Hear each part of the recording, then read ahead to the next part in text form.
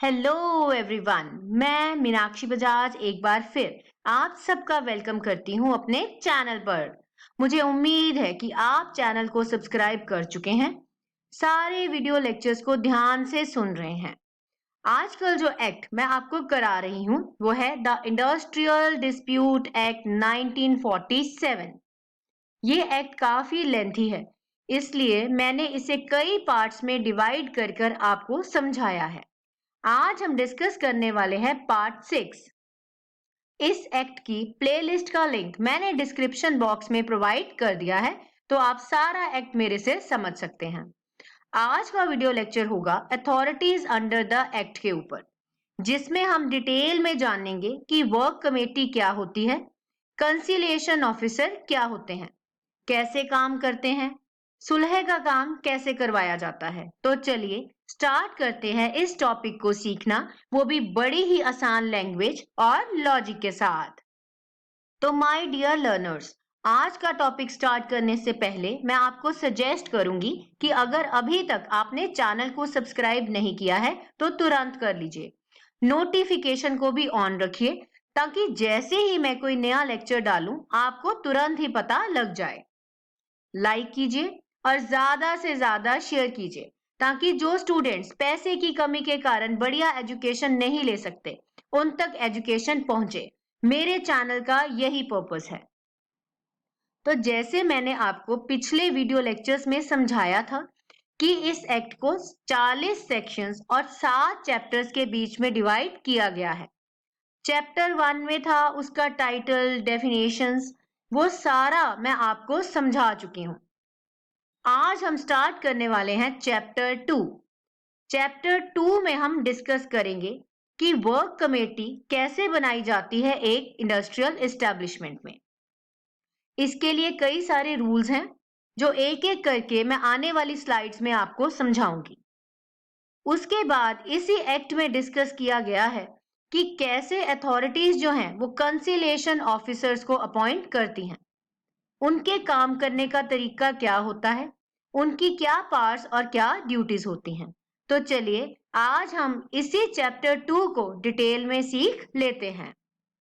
वैसे तो इस एक्ट में कई सारी अथॉरिटीज जो हैं वो बनाई जाती हैं, कई टेम्परेरी नेचर की हैं और कई परमानेंट नेचर की हैं। एक एक करके हम सारी अथॉरिटीज के बारे में जान लेंगे। आइए अब हम देखते हैं कि अथॉरिटीज कौन कौन सी हैं। सबसे पहले तो अथॉरिटीज हैं प्रिवेंशन के लिए। प्रिवेंशन का मतलब होता है रोकथाम करना। प्रिवेंशन के लिए बनाई जाती है वर्क कमेटी। सेक्शन जो आपने लर्न करना है वो है सेक्शन 3। दूसरे नंबर पर आती हैं अथॉरिटीज कंसिलिएशन के लिए। कंसिलिएशन का मतलब होता है समझौता करवाना। इसके लिए कंसिलिएशन ऑफिसर अपॉइंट किया जा सकता है जो कि सेक्शन 4 के अंदर आता है। कंसिलिएशन बोर्ड का भी बनाया जा सकता है जो कि है सेक्शन 5। उसके बाद आ जाते हैं इन्वेस्टिगेशन करने वाली अथॉरिटीज। इन्वेस्टिगेशन का मतलब होता है जांच पड़ताल करना। उसके लिए कोर्ट ऑफ इंक्वायरी का गठन किया जा सकता है। कंट्रोल करता है इसको सेक्शन 6। और अथॉरिटीज बनाई जा रही हैं फॉर एडजुडिकेशन, जो कि इंडिया में अच्छे तरीके से अपनी कार्रवाई करती हैं। एडजुडिकेशन का मतलब होता है जहां पर एक निर्णय दिया जाएगा और ये निर्णय ही न्याय का प्रतीक होगा। इसके अंदर 3 अथॉरिटीज आती हैं जो कि है लेबर कोर्ट, सेक्शन है 7, इंडस्ट्रियल ट्रिब्यूनल, सेक्शन है 7A, national tribunal, section 7B। ये सारे सेक्शंस आपको लर्न करने पड़ेंगे। उसके बाद आ जाती हैं आर्बिट्रेशन के लिए अथॉरिटीज। आर्बिट्रेशन कराने के लिए एक आर्बिट्रेटर को अपॉइंट किया जा सकता है। इसका सेक्शन है 10A। अब हम सीखते हैं कि वर्क कमेटी क्या होती है। सेक्शन 3 है, वर्क कमेटी एक ऐसी अथॉरिटी है जिसका काम है प्रिवेंट करना इंडस्ट्रियल डिस्प्यूट्स को।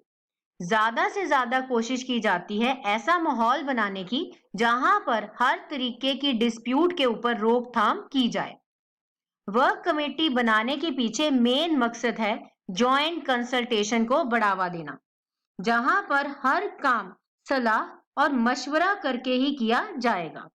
जब वर्क कमेटी बनाई जाती है, उसमें रिप्रेजेंटेटिव्स होते हैं। रिप्रेजेंटेटिव्स होते हैं एम्प्लॉयर के भी और वर्कर्स के भी, ताकि दोनों पक्ष अपनी तरफ की बात को रख सकें और सलाह करते हुए एक झगड़े को उसी समय रोक लिया जाए, ताकि वो बड़ा रूप लेके कल को स्ट्राइक ना बन जाए। अब हम सीखते हैं कि वर्क कमेटी को बनाया कैसे जाता है। तो वर्क कमेटी बनाने के लिए सबसे पहला रूल तो ये है कि कोई भी ऐसी इंडस्ट्रियल एस्टैब्लिशमेंट जिसमें 100 या उससे ज्यादा वर्कमैन को अपॉइंट किया गया है, उसे वर्क कमेटी बनानी ही पड़ेगी। अब ये 100 का जो आंकड़ा है, ये कैसे कैलकुलेट किया जाएगा? 100 वर्कमैन मौजूद होने चाहिए ड्यूरिंग 12 मंथ्स। जो भी 12 महीने हैं, उनमें अगर देखा जाए तो अगर 100 वर्कमैन को काम दिया गया है, तो वह ऐसी इंडस्ट्रियल एस्टैब्लिशमेंट को वर्क कमेटी बनानी पड़ेगी। इसके बाद जो भी एप्रोप्रिएट गवर्नमेंट है, अब एप्रोप्रिएट गवर्नमेंट क्या होती है, ये मैं आपको ऑलरेडी पिछले वीडियो लेक्चर्स में समझा चुकी हूँ। एप्रोप्रिएट गवर्नमेंट स्पेशल या जनरल ऑर्डर दे सकती है और एस्टैब्लिशमेंट को बोल सकती है कि आप जल्द से जल्द वर्क कमेटी का गठन कर लीजिए। इसके अलावा जब भी डिसीजन मेकिंग का प्रोसेस चलेगा, वर्क कमेटी अपना काम शुरू करेगी, उस समय ध्यान रखा जाएगा कि जो वर्कर के रिप्रेजेंटेटिव हैं और जो एम्प्लॉयर की तरफ से रिप्रेजेंटेटिव्स आए हैं, उन दोनों का नंबर सेम होना चाहिए। कहने का मतलब ये है कि अगर 10 वर्कर के रिप्रेजेंटेटिव हैं, तो 10 ही एम्प्लॉयर के रिप्रेजेंटेटिव होंगे। इसका फायदा ये होगा कि दोनों पार्टीज अपनी बात को आगे रख पाएंगी। इसमें एक और भी बहुत ही जरूरी बात है, वो ये है कि जब वर्कर्स के रिप्रेजेंटेटिव चुने जाएंगे, उनको चुनते समय कंसल्टेशन करनी पड़ेगी ट्रेड यूनियन के साथ। ट्रेड यूनियन का मीनिंग भी हम पिछले वीडियो लेक्चर में कवर कर चुके हैं। तो ट्रेड यूनियन के साथ सलाह करते हुए ही ये डिसाइड किया जाएगा कि कौन लोग उस रिप्रेजेंटेटिव का रोल प्ले करेंगे। इसके बाद आ जाती हैं ड्यूटीज। वर्क कमेटी को क्या क्या काम करने पड़ेंगे। सेक्शन जो आपने लर्न करना है वो है सेक्शन 3 सब सेक्शन 2। सबसे पहला तो काम है जॉइंट कंसल्टेशन का, मिलजुल कर समझौते की बात करना। इसके अलावा गुड रिलेशंस को प्रमोट करना, लड़ाई झगड़े को खत्म कर देना, कोई भी मैटर हो उसे डिस्कस करना, बातचीत करना, ताकि कॉमन इंटरेस्ट सबका भला हो सके। सेटल कर देना, कोई भी झगड़ा हो उसे सेटल करना बढ़िया तरीके से। एमिकेबली का मतलब होता है बढ़िया, प्यार से, इज्जत से करना। उसके अलावा दोनों ही पार्टीज को खुली छूट दी जाती है कि वो अपनी बात को कह पाएं।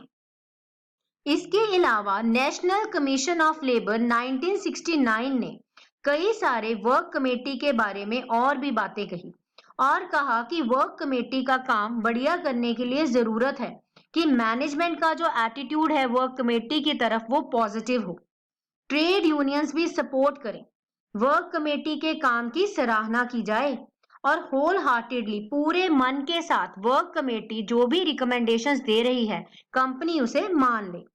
तालमेल के साथ काम हो ताकि दोनों ही पार्टीज जो हैं वो सुलह कर लें और जो भी डिस्प्यूट अराइज हो रही है उसे उसी समय सेटल करते हुए दोबारा सद्भावना का माहौल इंडस्ट्रियल अंडरटेकिंग के अंदर बन जाए। तो माय डियर लर्नर्स, इसके साथ ही वर्क कमेटी का टॉपिक कंप्लीट हुआ और मुझे उम्मीद है कि आपको समझ आ गया होगा कि वर्क कमेटी क्या करती है और कैसे करती है। और आप भी अगर टॉपिक अच्छा लग रहा है तो एक लाइक जरूर कीजिएगा और अभी तक अगर चैनल को सब्सक्राइब नहीं किया है तो अभी कर लीजिए, लाइक कीजिए और शेयर कीजिए ज्यादा से ज्यादा। अब हम डिस्कस करेंगे कि एक कंसिलिएशन ऑफिसर क्या होता है और उसकी ड्यूटीज क्या होती हैं। तो जो डेफिनेशन आपने लर्न करनी है वो डेफिनेशन है सेक्शन 2 सब सेक्शन है डी, कंसिलिएशन ऑफिसर। कंसिलिएशन का मतलब होता है समझौता, ऑफिसर का मतलब होता है समझौता कराने वाला अफसर।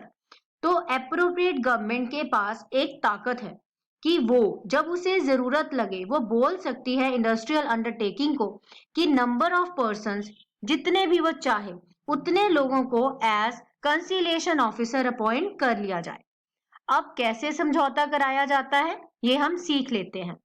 कंसीलिएशन ऑफिसर के अंदर जो सेक्शंस आएंगे वो है सेक्शन 4, सेक्शन 11 और सेक्शन 12।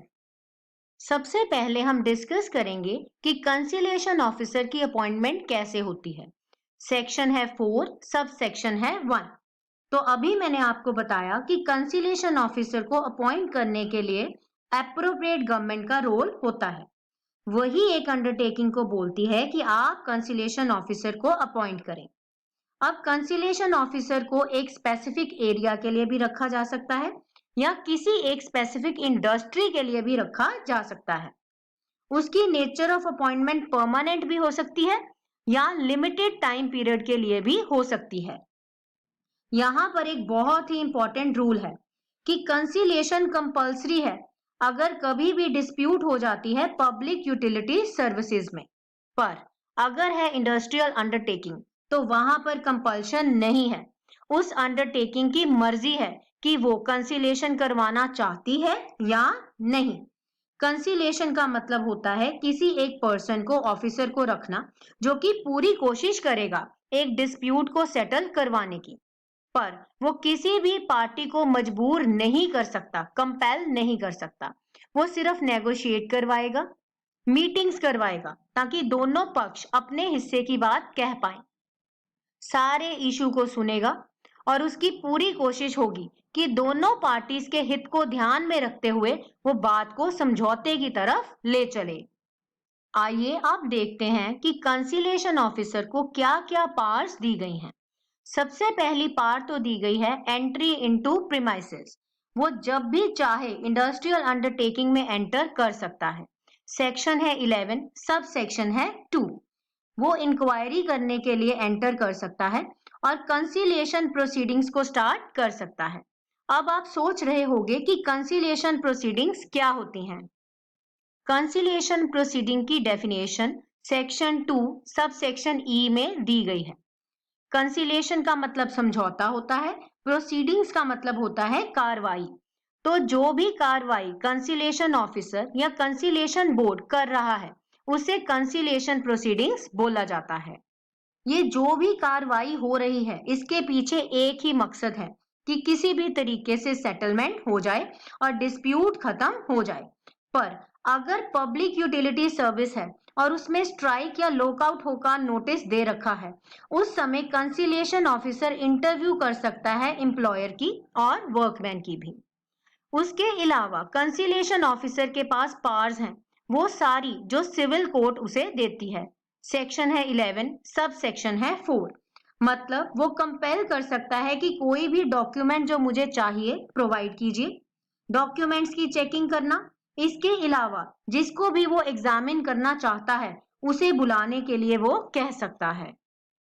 इसके अलावा वो एक पब्लिक सर्वेंट की भूमिका में है, यानी इंडियन पीनल कोड के हिसाब से उसे कोई भी इंसल्ट या उसके साथ जबरदस्ती या बदतमीजी नहीं कर सकता। अब हम डिस्कस करेंगे कि ऐसे ऑफिसर की ड्यूटीज क्या होती हैं। सबसे पहली तो ड्यूटी यही है कि जो भी वो कार्रवाई कर रहा है उसे प्रिस्क्राइब्ड मैनर में करे, जैसे कि लॉ में बोला गया है। इन्वेस्टिगेट करे, चीजों को चेक करे और रिपोर्ट बना के एप्रोप्रिएट गवर्नमेंट को वो प्रोवाइड कर दे।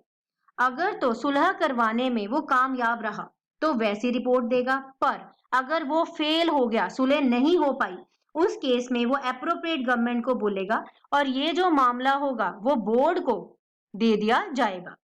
उसे जब भी टाइम दिया गया है 14 दिन का, कंसीलिएशन प्रोसीडिंग्स उसने 14 दिन के अंदर अंदर खत्म करनी होती हैं और रिपोर्ट बना के आगे एप्रोप्रिएट गवर्नमेंट को सबमिट कर देनी होती है। इसके साथ ही हमारा कंसीलिएशन ऑफिसर का टॉपिक कंप्लीट हुआ। तो जैसे कि मैंने आपको बताया, अगर वो कामयाब ना हुआ तो वो डिस्प्यूट चली जाएगी कंसीलिएशन बोर्ड के पास। अब क्या कार्रवाई करता है कंसीलिएशन बोर्ड, ये सीखेंगे हम अगले वीडियो लेक्चर में। तब तक आप चैनल को सब्सक्राइब करे रखिए, लाइक कीजिए और शेयर कीजिए ज्यादा से ज्यादा। तो मिलते हैं हम बहुत जल्द।